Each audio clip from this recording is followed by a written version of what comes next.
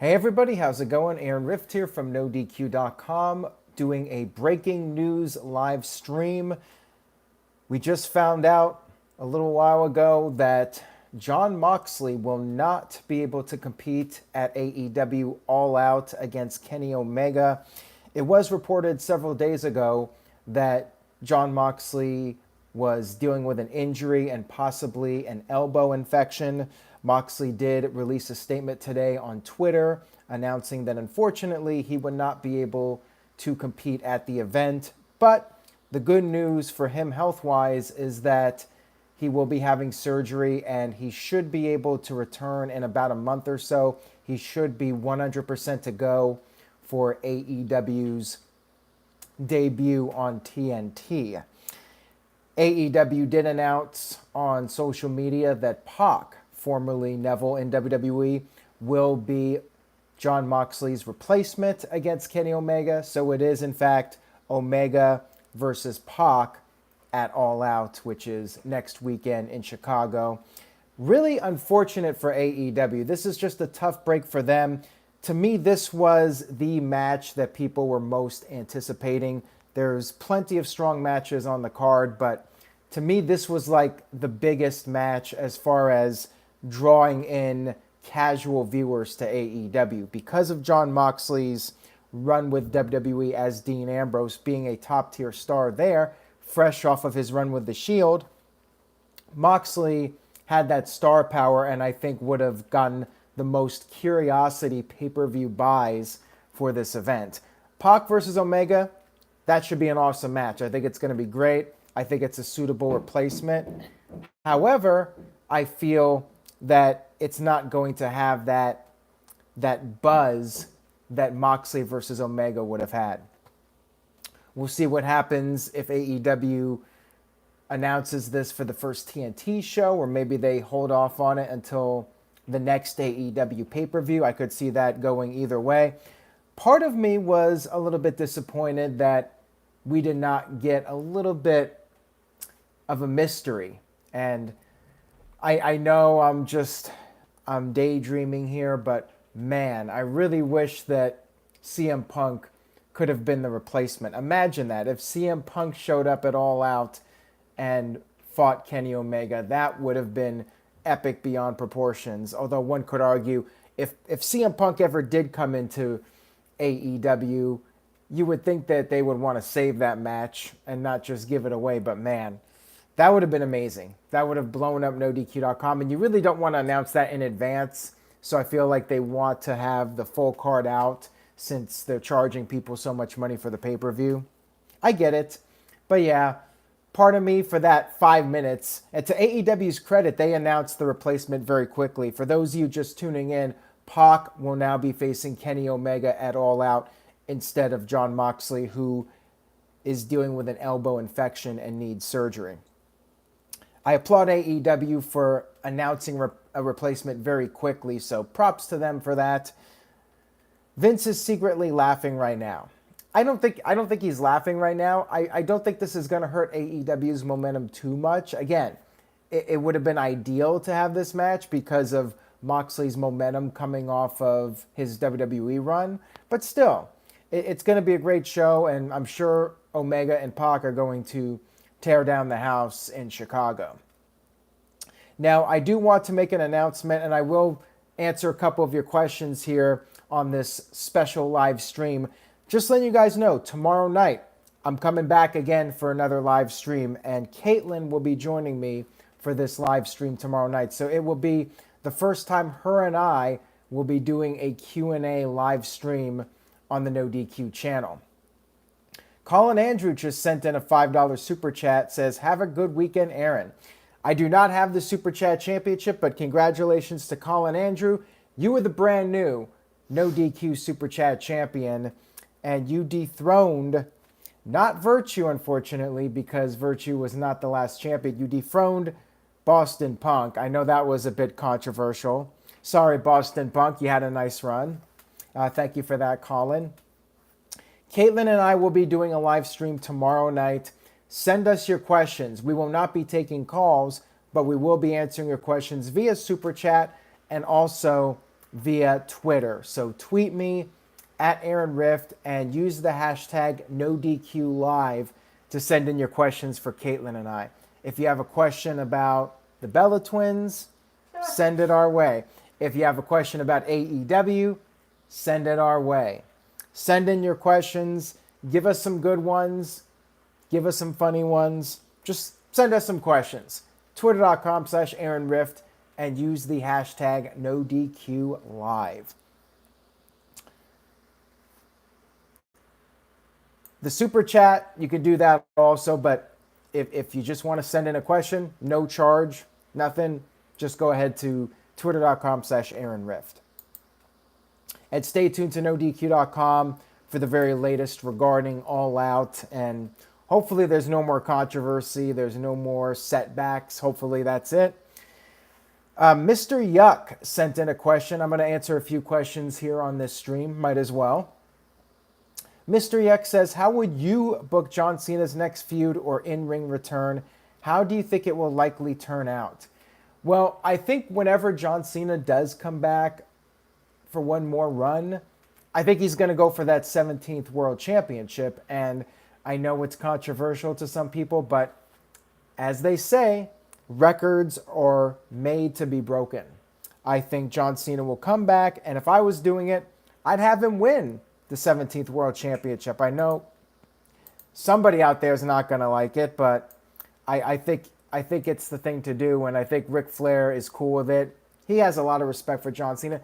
John Cena is one of the hardest working guys in WWE. If anybody deserves to beat Ric Flair's record, it's John Cena. Power Packers 90 with a $5 super chat. Going back to Kenny Omega versus Jon Moxley, he says, this is probably for the best for AEW. They could save Omega versus Mox for episode 1 on October 2nd now. They very well could end up doing that, but I also feel like they might be smart to save it for the next pay-per-view instead of giving it away for free, because that is, at this point, I feel like that's the biggest match that AEW can put out there, with the exception of Jon Moxley versus Chris Jericho because of the obvious star power. Omega and Moxley is a huge match, and why give that away, you know? Since they're also charging $50 a pay-per-view, you got to keep that in mind. It's not like WWE where you have the network and you can just charge $10 a month and throw whatever matches you want on pay-per-view. AEW needs to get those pay-per-view buys. They're using that model. So I would save the match for pay-per-view. I would not give that away for free. As much as it's nice to have things for free, I think they gotta do the right thing for business and put that on the pay-per-view. So thank you for that, Power Packers 90, and congratulations on being the new No DQ Super Chat Champion of the world. But yeah, John Cena, I would have him go for the 17th World Championship. I'd have him, at this point, go after Rollins. I don't think Kofi Kingston and John Cena is a marquee match, but, you know, we've already seen John Cena versus Seth Rollins, so ideally, I'd like to see somebody else win the championship. Maybe Roman Reigns wins the WWE title at some point, and you can do the rematch from No Mercy, John Cena versus Roman Reigns one more time for the World Championship. I mean, I'm just thinking of marquee matches for Cena. Maybe John Cena versus Braun Strowman for the Universal Championship. If Strowman ends up defeating Seth Rollins, that's a possibility. Got a $5 super chat here from JBlaze9800. So congratulations to JBlaze. You are the brand new, reigning, and defending No DQ super chat champion of the entire galaxy. Thank you so much. And he says, give me the title, smiley face. He says, do you think AEW pay-per-view will still be a great show, better than the last few WWE pay-per-views? Yes, yes, yes. I think it's going to be better than SummerSlam. I think it's going to be better than this past NXT TakeOver. It's going to give Double or Nothing a run for its money for best pay-per-view of the year. So yeah, like I said, PAC and Omega is going to be great. I have no lack of confidence in that match. Like, technically, that's going to deliver. Maybe it might even be a better match than Moxley versus Omega, just because of all the things PAC can do. Those guys are going to tear it up. So, yeah, the AEW pay-per-view, I think, is very, easily going to be worth the $50 price tag. And I know people are not used to paying that amount, but AEW, they got an extremely talented roster, and they're, as they say, they're going all out for this show. And Keith Johnson with a $2 super chat says, Aaron, AEW should be discouraged about NXT on Wednesdays.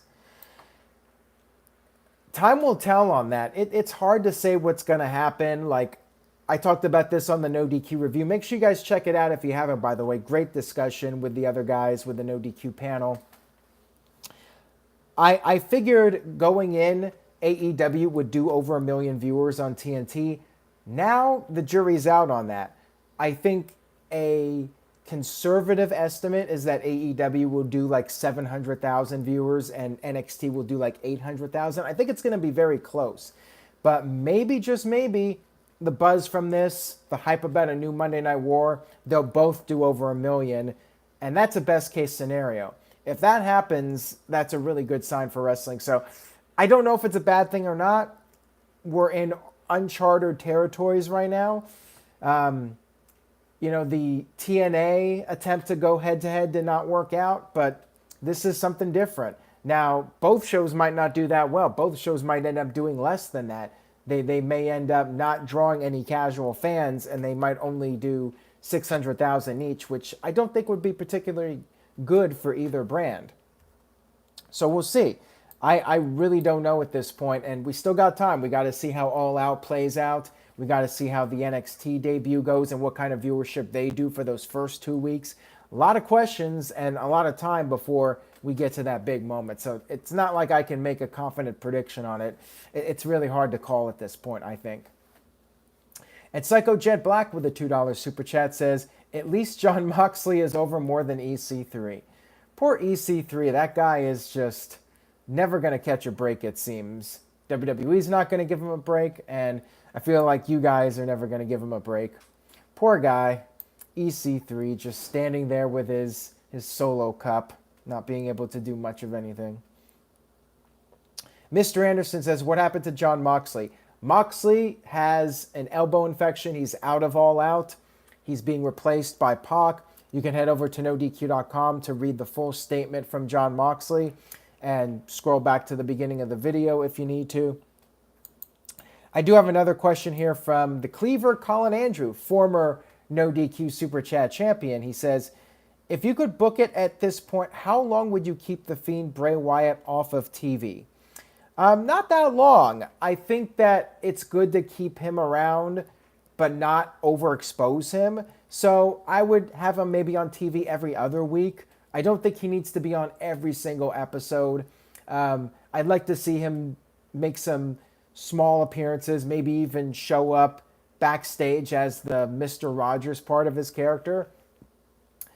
I would not have him every week coming out there and attacking someone. That could end up getting old fast. You got to change it up. You got to keep it fresh, and you got to keep him as a special attraction. So, yeah, I would just have him on every other week, if it was my call, of course.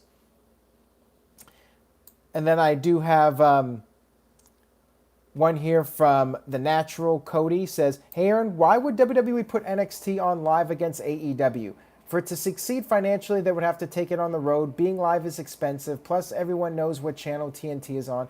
I don't even know what channel FS1 is on. Well, this was prior to the big announcement. So, obviously, WWE is having NXT on USA Network, which is a bigger deal. And that was definitely a factor.